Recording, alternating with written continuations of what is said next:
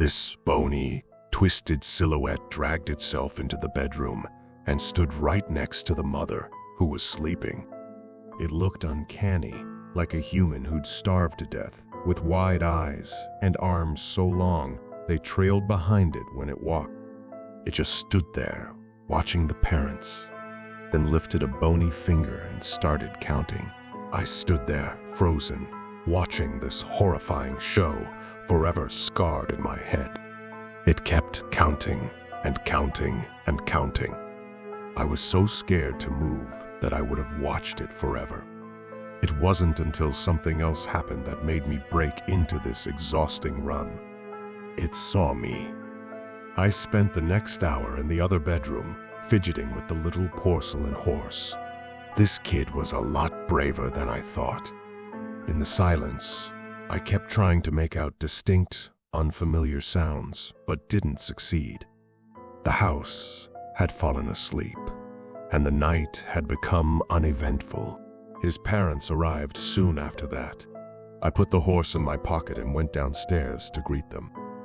Was he good, Keith? Yeah, the best. Don't worry.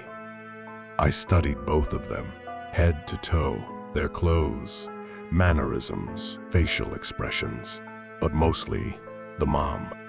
Were you good? Asked the dad, jokingly. I hope so, I responded.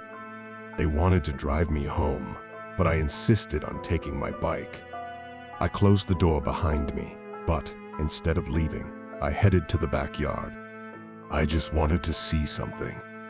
Climbing on the fence, I made it on the roof of the porch, right next to the bedroom window, hoping to see some signs of something, anything. The window was covered in scratches, but nothing gave out what had been there. I stood there for a while. I don't know why. The parents had gone to sleep, and Jason was probably asleep in his room, too. I studied the garden from that angle, then the woods, as quiet as a mouse. Then the room where the parents were sleeping. After that, I don't remember how I got home. I don't even think I took my bike, just ran frantically until my legs bled. I didn't even scream. I didn't look around or stop, just ran until I reached my house and banged on the door. My mother answered, annoyed, and I ran past her, right to my bedroom. Covered myself in my blanket and started typing this. Because, while I was watching the parents sleep, something had caught my eye. In the hallway, what I had though to be a coat hanger moved all of a sudden.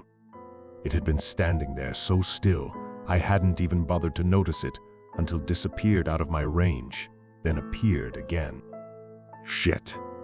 Don't tell your parents I said that. Come on, let's get down. I'm telling the truth. What? Is she a vampire? You know something was standing at the window earlier. I didn't really care that much about what I was saying, because in my head, everything had a logical explanation. Jason, however, widened his gaze. Yeah, that could have been her. Stop. I'm serious.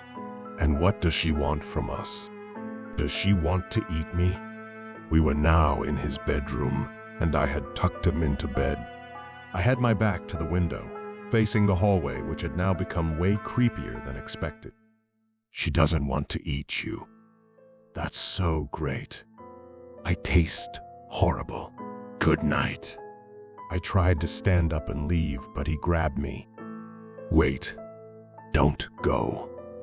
Look at me. What, now? I want to tell you about this dream I had. This dream that woke me up. But you have to pay attention. Okay. So, in my dream, I was in the garden, and I was thirsty, and you were there too, and you tried to leave, but there were a lot of bushes around, and you got lost. And I found this puppet. I hate it when people tell me about their dreams, but I sat there listening, facing Jason with my back to the window. Not because his story was interesting, not because I liked being there, because While he held me there, his eyes kept darting to the window, and I'd seen the shadow cover his face. Because he'd insisted I looked at him, but in reality, he didn't want me to turn around. So I listened until he abruptly finished his story when moonlight reached his face again. Thank you for the story. It was really interesting. You're welcome. Good night. Night. What are you seeing? He just wouldn't answer, so I decided to find out by myself. Studying the scenery, nothing particular stood out. Of course, I just needed to pay more attention. Yeah, the more you looked, the more movement you saw. Birds, animals, even the wind thrilled the branches and the leaves, the grass swaying gently. And then the shadows were the next thing you noticed, these forever moving stains on the ground. I could have stared out there for years. Maybe that's why Jason wasn't moving. There's just something about the night that keeps you up. What do you think lurks out there? I asked him playfully. Where? In the woods? Yeah, my mom. I blinked a few times.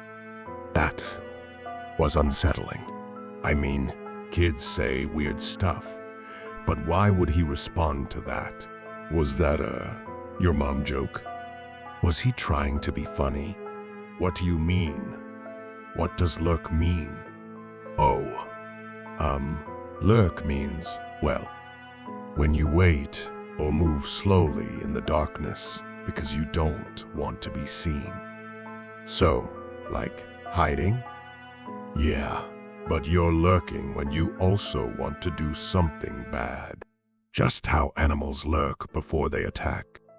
Or monsters, I added, trying to scare him.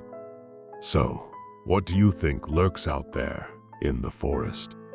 My mother, he responded once again. My body tensed up. That's not funny. I don't want to be funny. Why would you say that? Your mom. That's an old joke, and it stopped being funny a while ago. I'm not joking.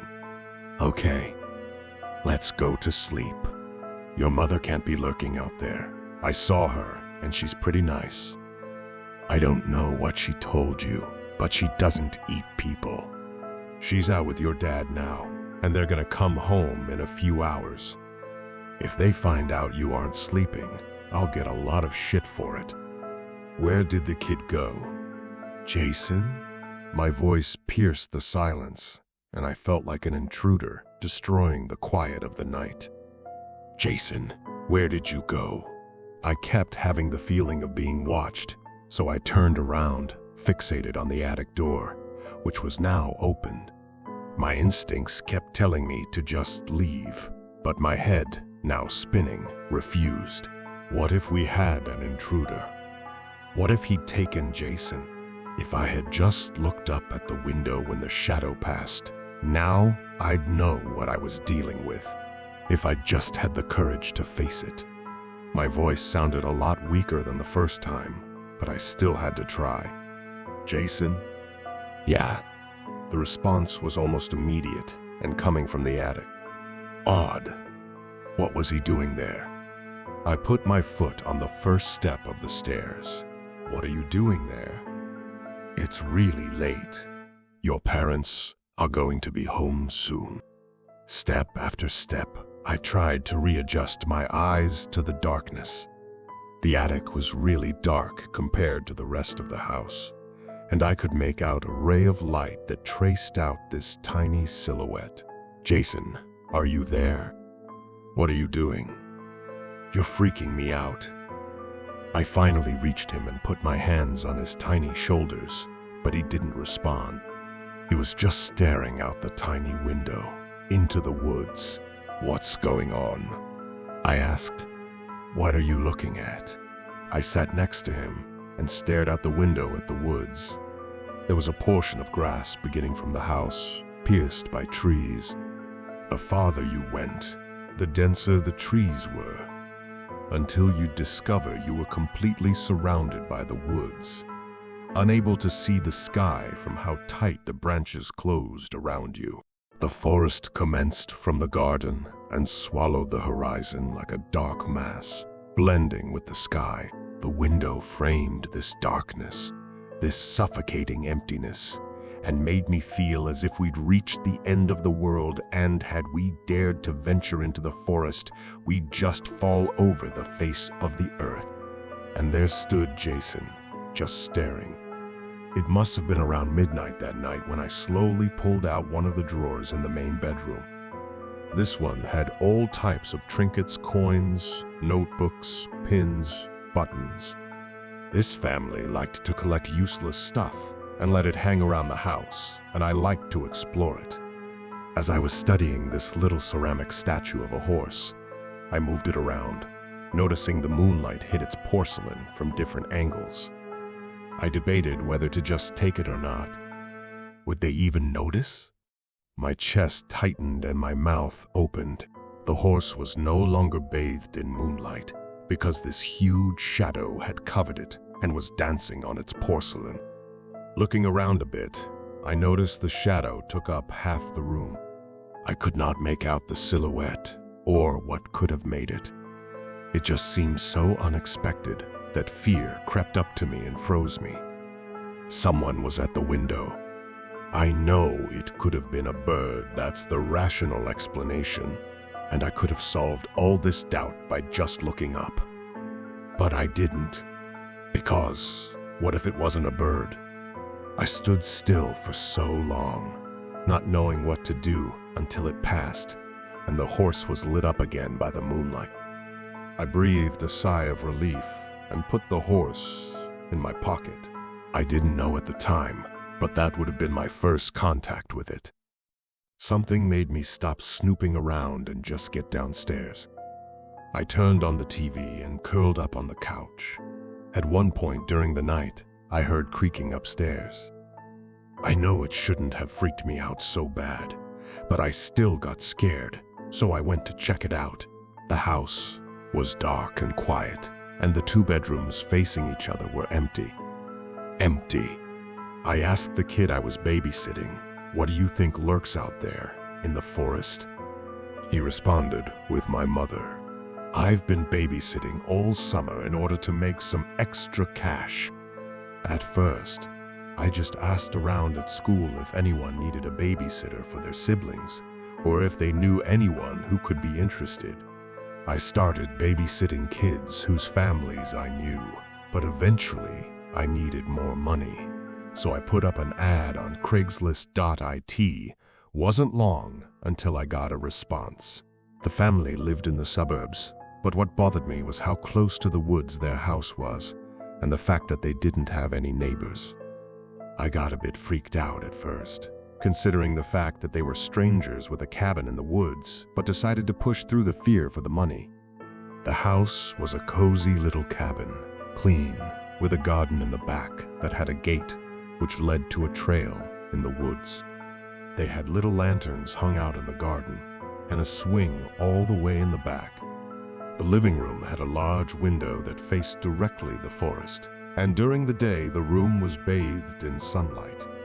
The kitchen was right next to it, with its counter facing another huge window surrounded by pots and vines and stupid signs like "Home is where the family is," or "In this house we say sorry."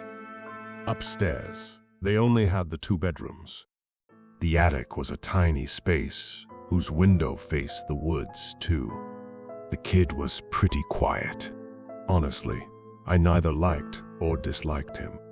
I tried to form some sort of opinion, but he just didn't stand out in any way. He wasn't mean or stubborn, but he wasn't a sweetheart either. He must have been around 5 or 6, so I would just put him to bed quickly and then snoop around the house. I've always been curious about whoever hired me, and I know it's not exactly recommended, but I would just go through people's stuff whenever I felt bored.